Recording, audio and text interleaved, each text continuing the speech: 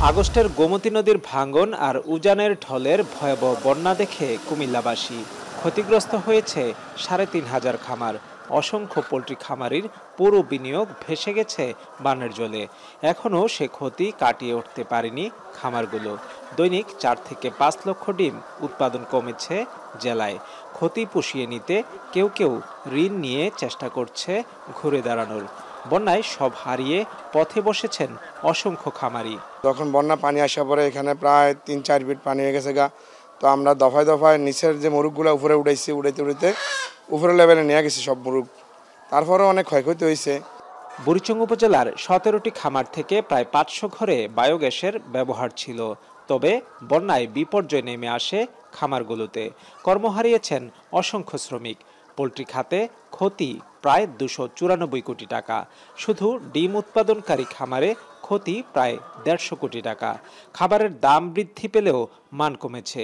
তার প্রভাব পড়ছে উৎপাদনে, বলছেন খামারিরা। অনেকগুলা মুরগি আমরা কিছু তো সেভ করতে পারছি, উপরে রাখছি, আর কিছু তো পানিতে ডুবে মারা গেছে। ডিমের ক্ষতি হয়ে গেছে, যারা বাচ্চা আনছে তাদের বাচ্চা মারা গেছে। এই কোটি কোটি টাকা ব্যাংক লোন করে আমরা ইনভেস্ট করে, এইভাবে যদি ক্ষতিগ্রস্ত হয়, উঠা দাঁড়ানোর মতো পরিস্থিতি থাকে না। কুমিল্লায় গড়ে প্রতিদিন উৎপাদন হয় ১৭ থেকে ১৮ লাখ ডিম। বন্যায় ক্ষতির প্রভাবে ডিমের উৎপাদন কমেছে প্রায় ৫ লাখ। এদিকে ক্ষতিগ্রস্ত খামারিদের পুনর্বাসনে কাজ করছে সরকার, বলছেন প্রাণী সম্পদ কর্মকর্তারা। ওষুধ দিয়ে আমরা জীবাণুনাশক করেছি সবগুলা ফার্ম, এবং পানিবাহিত রোগ থেকে যাতে সমস্যা না হয় এবং সঠিকভাবে টিকা প্রদান করতে পারে এই পরামর্শ আমরা দিছি।